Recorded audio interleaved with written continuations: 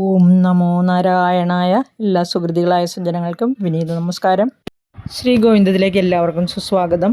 ഈ വീഡിയോയിൽ നാം 56-ാം ദശകത്തിലെ 6-ാമത്തെ ശ്ലോകം മുതൽ 10-ാമത്തെ ശ്ലോകം വരെയാണ് പഠിക്കാൻ പോകുന്നത്. 5-ാമത്തെ ശ്ലോകത്തിൽ കാളിയന് ജീവിതം തിരിച്ചു കിട്ടി, അതുപോലെ തന്നെ സ്വയം ഭഗവാനിൽ സമർപ്പിച്ചവനായി കണ്ണനെ നമസ്കരിക്കുന്നതായിട്ടാണ് മേൽപ്പത്തൂർ പറഞ്ഞത്. നമുക്ക് 6-ാമത്തെ ശ്ലോകം നോക്കാം. രമണകം വ്രജവാരിധിമധ്യഗം ഫണിരിപൂർണ്ണ കരോതി വിരോധിതാം ഇതി ഭവദ്വചനാന്യതിമാനയൻ ഫണിപതിർനിരഗാതുരഗൈ സമം. രമണകം വ്രജവാരിധിമധ്യഗം ഫണിരിപുർണ്ണ കരോതി വിരോധിതാം ഇതി ഭവദ്വചനാന്യതിമാനയൻ പണിപതിർനിരഗാതുരഗൈഃ സമം. നമുക്ക് പിരിക്കാനുള്ള പദങ്ങൾ നോക്കാം. 2-ാമത്തെ ലൈനിൽ ഫണിരിപുഹു പ്ലസ് നായാണ് ഫണിരിപുർന്ന. ഇനി 3-ാമത്തെ ലൈനിലേക്ക് വരുമ്പോൾ ഭവദ്വചനാനി പ്ലസ് അതിമാനയൻ, ഭവദ്വചനാന്യതിമാനയൻ. 4-ാമത്തെ ലൈനിൽ ഫണിപതിഹി പ്ലസ് നിരഗാത് പ്ലസ് ഉരഗൈഹി, ഫണിപതിർനിരഗാതുരഗൈഹി. ഇനി നമുക്ക് അന്വയം ശ്രദ്ധിക്കാം. വാരിധി മധ്യകം രമണകം വ്രജ ഫണിരിപുഹു വിരോധിതാം ന കരോതി ഇതി ഭവദ്വചനാനി അതിമാനയൻ ഫണിപതിഹി ഉരഗൈഹി സമം നിരഗാത്. ഈ 6-ാമത്തെ ശ്ലോകത്തിൽ ഭഗവാൻ കാളിയനെ അനുഗ്രഹിച്ച് അയക്കുകയാണ്. ഇത്ര നാളും ഗരുഡനെ പേടിച്ചാണ് കാളിന്തിയിൽ വസിച്ചിരുന്നത്. അവിടെ നിന്ന് മോക്ഷം കൊടുക്കുകയാണ്. വാരിധി മധ്യകം, വാരിധി സമുദ്രം, മധ്യകം മധ്യത്തിൽ. രമണകം എന്ന ദ്വീപുണ്ടെന്ന് പറഞ്ഞിരിക്കുകയാണ്. വാരിധിയുടെ സമുദ്രമധ്യത്തിൽ രമണകം എന്ന ദ്വീപുണ്ട്. വ്രജ പോവുക. ഫണിരിപുഹു, ഫണി സർപ്പം, രിപു ശത്രു, സർപ്പത്തിൻ്റെ ശത്രു അതായത് ഗരുഡൻ. വിരോധിതാം വിരോധം, ന കരോതി ചെയ്യുകയില്ല. അല്ലയോ കാളിയ, സർപ്പശത്രുവായ ഗരുഡൻ നിന്നോട് ശത്രുത കാണിക്കുകയില്ല, നിന്നെ ഒരു കാരണവശാലും ഉപദ്രവിക്കുകയില്ല. രമണകം എന്ന ദ്വീപിലേക്ക് പോയിക്കൊള്ളുക എന്ന് കണ്ണൻ പറഞ്ഞു. ഇതി ഭവദ്വചനാനി, ഇതി ഇപ്രകാരമുള്ള, ഭവത് അങ്ങയുടെ, വചനാനി വാക്കുകളെ, അതിമാനയൻ തലകുനിച്ച് ആദരിച്ചു. ഭഗവാൻ പറഞ്ഞത് അതുപോലെ തന്നെ അനുസരിച്ചു. പണിപതിഹി സർപ്പങ്ങളുടെ നാഥൻ ആയ കാളിയൻ ഉരഗൈഹി സമം മറ്റ് സർപ്പങ്ങളോടുകൂടി, ഉരകം സർപ്പമാണെന്നറിയുമല്ലോ, മറ്റ് സർപ്പങ്ങളോടുകൂടി നിരഗാത് പോയി. ഭഗവാൻ പറഞ്ഞതനുസരിച്ച് രമണകം എന്ന ദ്വീപിലേക്ക് പോയി എന്ന് പറഞ്ഞിരിക്കുകയാണ്. കാളിയമർദ്ദനം തുടങ്ങിയപ്പോൾ പറഞ്ഞിരുന്നു എന്തുകൊണ്ടാണ് ഗരുഡനെ ഭയന്ന് കാളിയൻ ഈ യമുനാ നദിയിൽ അഭയം പ്രാപിച്ചതെന്നും അവരുടെ ശത്രുതയ്ക്ക് എന്താണ് കാരണമെന്നും ആ വീഡിയോ കേട്ടപ്പോൾ മനസ്സിലായിട്ടുണ്ടാകുമല്ലോ. നമുക്ക് ഇതിൻ്റെ സാരാംശം ഒന്നുകൂടി നോക്കാം. ഭഗവാൻ കാളിയനോട് ഇപ്രകാരം പറഞ്ഞു. വാരിധി അതായത് സമുദ്രമധ്യത്തിലുള്ള രമണക ദ്വീപിലേക്ക് പോയിക്കൊള്ളുക. സർപ്പശത്രുവായ ഗരുഡൻ നിന്നോട് വിരോധം കാണിക്കുകയില്ല. ഇപ്രകാരമുള്ള ഭഗവാന്റെ വാക്കുകളെ ബഹുമാനിച്ച് കാളിയൻ മറ്റ് സർപ്പങ്ങളോടുകൂടി അവിടെ നിന്ന് രമണക ദ്വീപിലേക്ക് പോയി. എന്തുകൊണ്ടാണ് നിന്നെ ഉപദ്രവിക്കുകയില്ല എന്ന് പറഞ്ഞത് എന്ന് മനസ്സിലായോ? ഇപ്പോൾ ഭഗവാന്റെ തൃപ്പാദങ്ങൾ കാളിയൻ്റെ ശിരസിൽ എല്ലാ പണങ്ങളിലും പതിഞ്ഞിട്ടുണ്ട്. ആ പാദമുദ്ര ഉള്ളതുകൊണ്ട് ഗരുഡൻ ശത്രുത കാണിക്കുകയില്ലെന്നാണ് പറഞ്ഞതിന് അർത്ഥം. ഇനി നമുക്ക് 7-ാമത്തെ ശ്ലോകം നോക്കാം.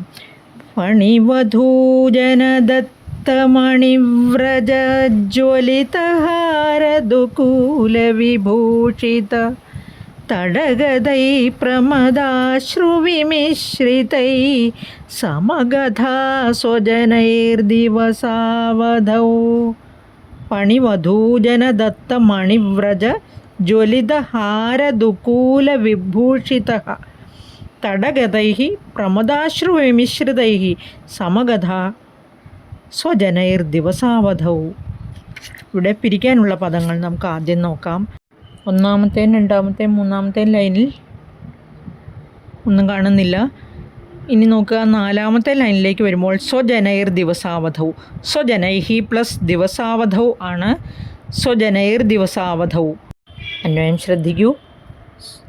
ത്വം ഫണിവധൂജനദത്തമണിവ്രജ ജ്വലിതഹാരദുകൂല വിഭൂഷിത ദിവസാവധൗ തടഗതൈഃ പ്രമദാശ്രുവിമിശ്രിതൈഃ സ്വജനൈഃ സമഗതാഃ.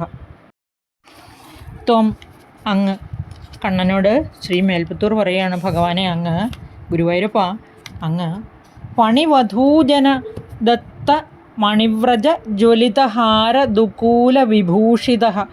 ഫണിവധു ആരാണ്? ഫണിസർപ്പങ്ങളാണെന്നിപ്പോൾ അറിയാമായിരിക്കുമല്ലോ. ഫണിവധൂജനം ആ നാഗങ്ങളുടെ ഭാര്യമാർ, അതായത് നാഗപത്നിമാർ. ദത്തം നൽകപ്പെട്ടത്. ഫണിവധൂജന ദത്ത മണി വ്രജ ജ്വലിത ഹാര ദുകൂല വിഭൂഷിത. മണി മുത്തുകളാലും രത്നങ്ങളാലും ജ്വലിക്കുന്ന ഹാരം മാല, ദുകൂലം പട്ടുവസ്ത്രം, വിഭൂഷിത അലങ്കരിക്കപ്പെട്ടവനായിട്ട്, ദിവസാവധൗ ദിനാന്ത്യം എന്ന് പറഞ്ഞാൽ സന്ധ്യാസമയത്ത്, തടഗതൈഹി യമുനാ തീരത്തുള്ളവരും, പ്രമദാശ്രുമിശ്രിതൈഹി ആനന്ദബാഷ്പം തൂകുന്നവരുമായ, സന്തോഷം, അതായത് ഭഗവാൻ ജലത്തിനടിയിലായിരുന്നു, എല്ലാവരും കാത്തു നിൽക്കുകയായിരുന്നുവല്ലോ. പെട്ടെന്ന് ഭഗവാനെ ഇങ്ങനെ സർവാഭരണ വിഭൂഷിതനായി ജ്വലിക്കുന്ന സൗന്ദര്യത്തോടു കൂടി അങ്ങനെ കണ്ണിന് ആനന്ദകരമായിട്ട് കണ്ടു കഴിഞ്ഞപ്പോൾ അവരെല്ലാവരും ആനന്ദബാഷ്പം തൂകി. അതാണ് പ്രമദാശ്രുവിമിശ്രിതൈഹി സ്വജനൈഹി സ്വജനങ്ങളോടൊപ്പം സമഗതാഹ ഒന്നിച്ചു ചേർന്നു. ഭഗവാനോടൊപ്പം കാട്ടിലേക്ക് വന്ന ഗോപബാലന്മാരും പശുക്കൂട്ടങ്ങളും പരിഭ്രമിച്ച് നിൽക്കുന്നുണ്ടായിരുന്നു. അതുപോലെ തന്നെ ഗോകുലത്തിൽ ദുശകനങ്ങൾ കണ്ടതിനെ തുടർന്ന് ഗോകുലവാസികളും ഭഗവാൻ എന്തോ ആപത്ത് സംഭവിച്ചു എന്ന് കരുതി യമുനാ തടത്തിലേക്ക് വന്നിട്ടുണ്ടായിരുന്നുവല്ലോ. അങ്ങനെ അവിടെ കാത്തു നിന്നിരുന്ന സ്വജനങ്ങളോട് കൂടിച്ചേർന്നു ഭഗവാൻ എന്നാണ് പറഞ്ഞിരിക്കുന്നത്. ഇനി നമുക്ക് 8ാമത്തെ ശ്ലോകം നോക്കാം. ഉണ്ണികൃഷ്ണൻ്റെ ആ ദാവാഗ്നിപാനം എന്ന അത്ഭുത കൃത്യമാണ് ഈ ശ്ലോകത്തിൽ വർണ്ണിച്ചിരിക്കുന്നത്. ദാവാഗ്നി എന്ന് പറഞ്ഞാൽ കാട്ടുതീ എന്നാണ് അർത്ഥം. കണ്ണൻ എല്ലാവരെയും കാട്ടുതീയിൽ നിന്ന് രക്ഷിക്കുന്നതാണ്. ഇനി ശ്ലോകം നോക്കാം. നിശി പുനസ്തമസാ വ്രജമന്ദിരം വ്രജിതുമക്ഷമയേവ ജനോത്കരേ സ്വപിതി തത്ര ഭവച്ചരണാശ്രയേ ദവകൃശാനുരരുന്ധസമന്തത. ശ്രദ്ധിച്ചു വായിക്കണം. നിശി പുനസ്തമസ വ്രജമന്ദിരം വ്രജിതുമക്ഷമയേവ ജനോത്കരേ സ്വപിതി തത്ര ഭവച്ചരണാശ്രയേ ദവകൃശാനുരരുന്ധ സമന്തത. നമുക്ക് പിരിക്കാനുള്ള പദങ്ങൾ നോക്കാം. ഫസ്റ്റ് ലൈനിൽ പുനഃ പ്ലസ് തമസ പുനസ്തമസ. നെക്സ്റ്റ് സെക്കൻഡ് ലൈനിലേക്ക് വരുമ്പോൾ വ്രജിതും പ്ലസ് അക്ഷമേ പ്ലസ് ഏവ വ്രജിതും അക്ഷമ ഏവ. നെക്സ്റ്റ് ഇനി ഫോർത്ത് ലൈനിലേക്ക് വരുമ്പോൾ ദവകൃശാനു പ്ലസ് അരുന്ധ ദവകൃശാനുരരുന്ധ. ഇത്രയുമേ ഉള്ളൂ. നമുക്കിനി അന്വയം ശ്രദ്ധിക്കാം. പുനഃ നിശി ജനോത്കരേ തമസ വ്രജമന്ദിരം വ്രജിതും അക്ഷമേ ഭവച്ചരണാശ്രയേ തത്ര ഏവ സ്വപിതി ദവകൃശാനുഃ സമന്തതഃ അരുന്ധ.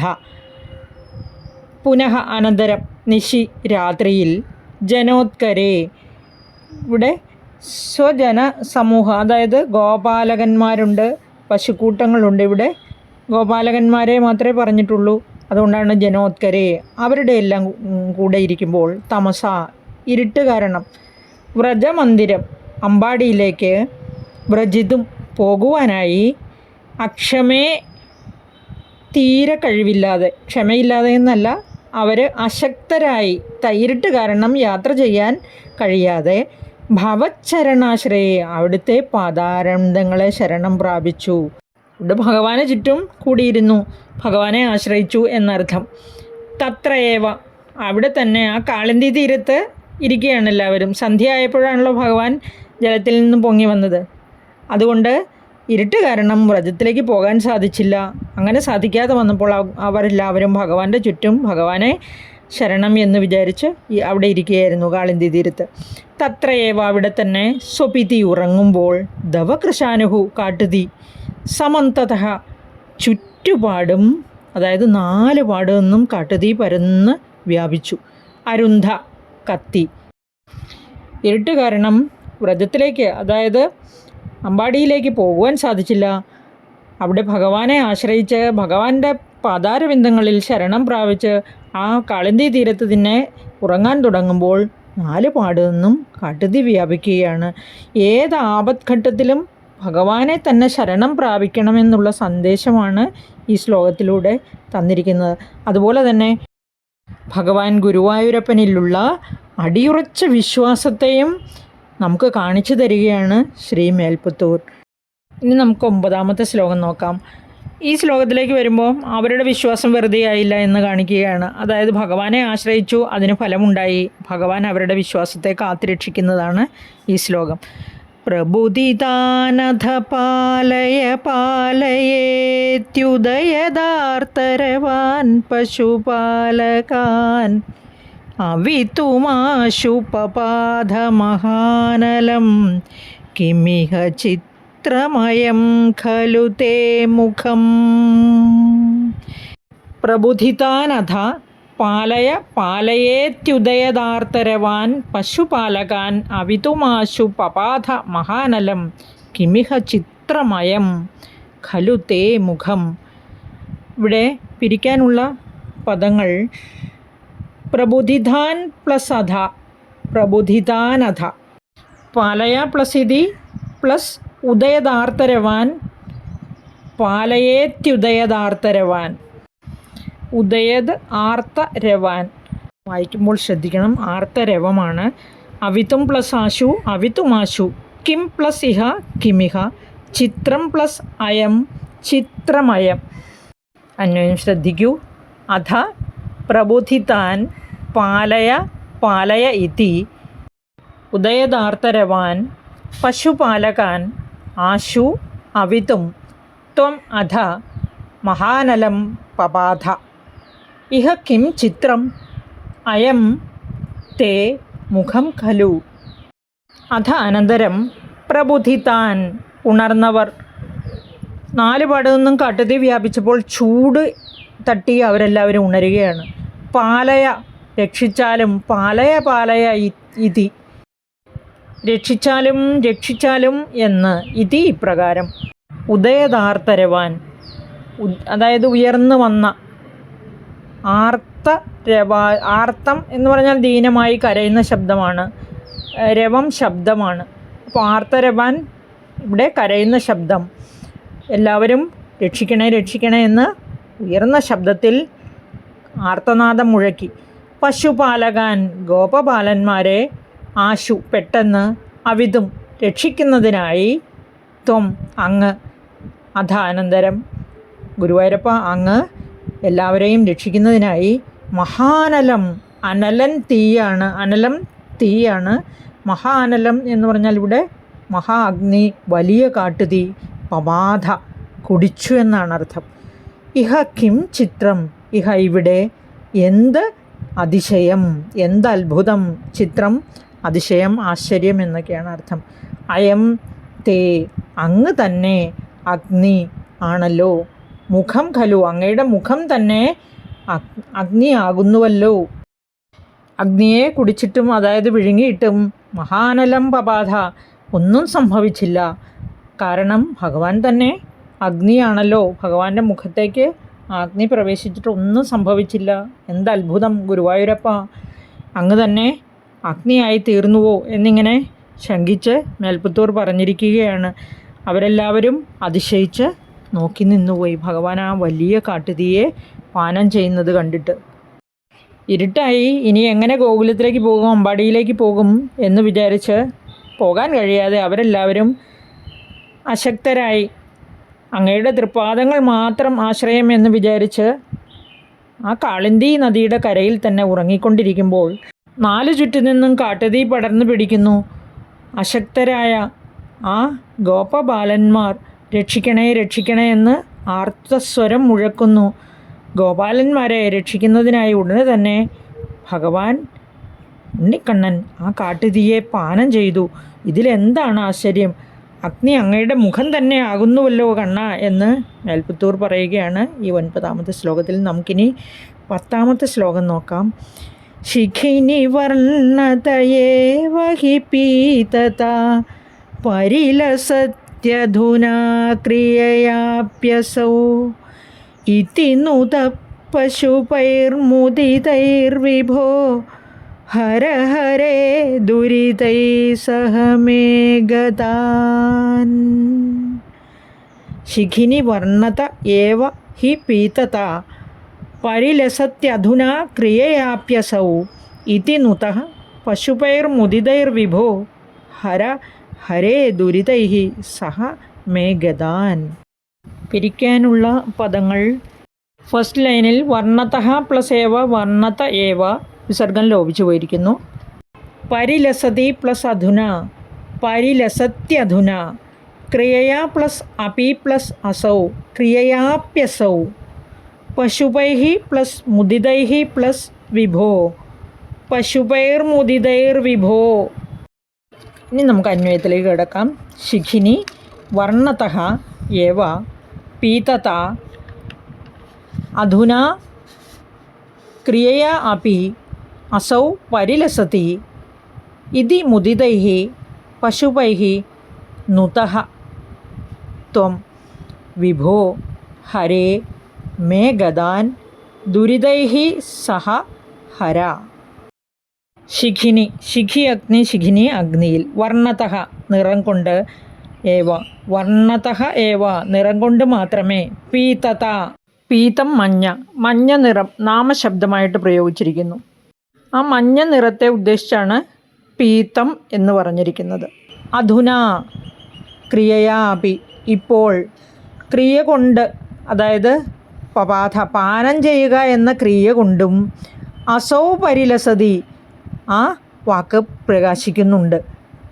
ഇതി മുദിതൈഹി ഇങ്ങനെ സന്തുഷ്ടരായ പശുപൈഹി ഗോപന്മാരാൽ നുതഃ സ്തുതിക്കപ്പെട്ട വിഭോ സർവവ്യാപിയായ ഭഗവാനെ ഹരേ സർവവ്യാപിയായ ഈശ്വര മേ ഗതാൻ എൻ്റെ രോഗങ്ങളെയും ദുരിതൈഹി ദുരിതങ്ങളോട് സഹ കൂടെ ദുരിതങ്ങളോട് കൂടി ഹര ഇല്ലാതാക്കിയാലും ശമിപ്പിച്ചാലും എന്ന് ഇവിടെ ഗുരുവായൂരപ്പനോട് മേൽപ്പത്തൂർ പ്രാർത്ഥിച്ചിരിക്കുന്നു. ഇവിടെ ഭഗവാന്മാർ ഈ ഹവിർഭാഗം സ്വീകരിക്കുന്നത് അഗ്നിയിലൂടെയാണ്. അതിനാൽ ദേവന്മാരെ അഗ്നിമുഖന്മാരായിട്ടാണ് കണക്കാക്കുന്നത്. ഇവിടെ പീതം എന്ന വാക്ക് നാമരൂപത്തിൽ അഗ്നി എന്നറിയപ്പെടും. പക്ഷേ ഇപ്പോൾ ഭഗവാൻ കാട്ടുതീ പാനം ചെയ്തതിലൂടെ ആ ക്രിയാപദമായിട്ട് മാറിയിരിക്കുകയാണ്. അങ്ങനെ അർത്ഥമുള്ളതായി തീർന്നു. എന്നാൽ ആ ക്രിയ കൊണ്ടും അഗ്നിക്ക് പീതഭാവം വന്നിരിക്കുന്നു എന്നാണ് പറഞ്ഞിരിക്കുന്നത്. അഗ്നിക്ക് മഞ്ഞ നിറമാണല്ലോ. അതുപോലെ തന്നെ ഇവിടെ പീതം പാനം ചെയ്യപ്പെട്ടത് എന്ന അർത്ഥം വന്നു. ഭഗവാൻ കാട്ടുതീ പാനം ചെയ്തതിലൂടെ. ഭഗവാനെ ഇങ്ങനെ പൊള്ളലേൽപ്പിക്കുവാൻ അഗ്നിക്ക് സാമർഥ്യമില്ല എന്ന് നമുക്കെല്ലാവർക്കും അറിയാമല്ലേ. ഭഗവാൻ ഹവിർഭാഗം സ്വീകരിക്കുമ്പോൾ ആ അഗ്നിയിൽ നിന്നാണ് സ്വീകരിക്കുന്നത്. അഗ്നിക്ക് പീതം എന്ന് പര്യായ വാക്കുണ്ട്. മഞ്ഞ നിറമുള്ളത് എന്ന അർത്ഥത്തിലാണ് അത് പ്രയോഗിക്കുക. ഇവിടെ അധുനാ ക്രിയ അപി എന്ന് പറഞ്ഞു. ഇവിടെ പപാധ എന്ന വാക്ക് ഉപയോഗിച്ചിരിക്കുന്നു പാനം ചെയ്യുക എന്നതിന്. ഭഗവാൻ കാട്ടുതീയെ പാനം ചെയ്തതുവഴി ക്രിയാരൂപത്തിലും പീതം എന്ന വാക്ക് അർത്ഥപൂർണമായി തീർന്നിരിക്കുന്നു. അതുപോലെ ലാസ്റ്റ് ലൈനിൽ ഹര ഹരേ ദുരിതൈ സഹ മേ ഗതാൻ. ഹര ഹരേ ഹരേ എന്ന സംബോധന ഹരിക്കുന്നവൻ എന്ന അർത്ഥത്തിലാണ്. അതായത് പ്രാർത്ഥിക്കുകയാണ് ഭഗവാനോട്. ഹരേ ഈശ്വര ജഗദീശ്വര ഹര ഹരേ ദുരിതൈഹി സഹ എനിക്ക് ദുരിതങ്ങളെല്ലാം ഉണ്ട്, അതിനോട് കൂടി എൻ്റെ രോഗങ്ങളെയും ഹരിക്കണേ. എന്നെ രോഗങ്ങളിൽ നിന്നും മുക്തി തന്ന് എന്നെ രക്ഷിക്കണേ എന്ന് പ്രാർത്ഥിച്ചിരിക്കുകയാണ്. ഔഷധം കഴിച്ചാലല്ലേ രോഗം ശമിക്കുകയുള്ളൂ. അതിന് നിമിത്തമായി കുറേ ദുരിതങ്ങളെ കൂടി നശിപ്പിച്ച് രോഗത്തെ ഉന്മൂലനം ചെയ്യണമേ എന്നാണ് പ്രാർത്ഥിക്കുന്നത്. അങ്ങനെ ചെയ്യുവാനുള്ള ശക്തി സാക്ഷാൽ ഗുരുവായൂരപ്പന് മാത്രമേ ഉള്ളൂ എന്ന് വിശ്വസിച്ചുകൊണ്ട് മേൽപ്പത്തൂർ ആ അടിയുറച്ച ഭക്തിയോടെ പ്രാർത്ഥിക്കുകയാണ്. ഇതോടുകൂടി ഈ 56-ാം ദശകം അവസാനിച്ചിരിക്കുന്നു. നമുക്കും അടിയുറച്ച ഭക്തിയോടെ ഭഗവാനിൽ സ്വയം സമർപ്പിച്ച ആ തൃപ്പാദ പത്മങ്ങളെ ശരണം പ്രാപിച്ചുകൊണ്ട് നമുക്കെല്ലാവർക്കും പ്രാർത്ഥിക്കാം. കൃഷ്ണ ഗുരുവായൂരപ്പ. എല്ലാവർക്കും നന്ദി, നമസ്കാരം. നിങ്ങൾ ആദ്യമായിട്ടാണ് ഈ ചാനൽ കാണുന്നതെങ്കിൽ ദയവായി സബ്സ്ക്രൈബ് ചെയ്യുക. അതുപോലെ തന്നെ ഇഷ്ടപ്പെട്ടുവെങ്കിൽ ലൈക്ക് ചെയ്യുക, വേണ്ടപ്പെട്ടവർക്ക് ഷെയർ ചെയ്യുക. അതുപോലെ നെഗറ്റീവാണെങ്കിലും പോസിറ്റീവാണെങ്കിലും കമൻറ്റ്സ് രേഖപ്പെടുത്തണം. ഇല്ലെങ്കിൽ വെറുതെ കൃഷ്ണ ഗുരുവായൂരപ്പ ശരണം ഭഗവാന് വേണ്ടി എന്തെങ്കിലും ഒരു കമൻറ്റ് രേഖപ്പെടുത്താൻ മറക്കരുത്. ഭഗവാൻ ഗുരുവായൂരപ്പൻ എല്ലാവരെയും എല്ലായ്പ്പോഴും അനുഗ്രഹിക്കട്ടെ എന്ന് പ്രാർത്ഥിക്കുന്നു. ഒരിക്കൽ കൂടി നന്ദി, നമസ്കാരം.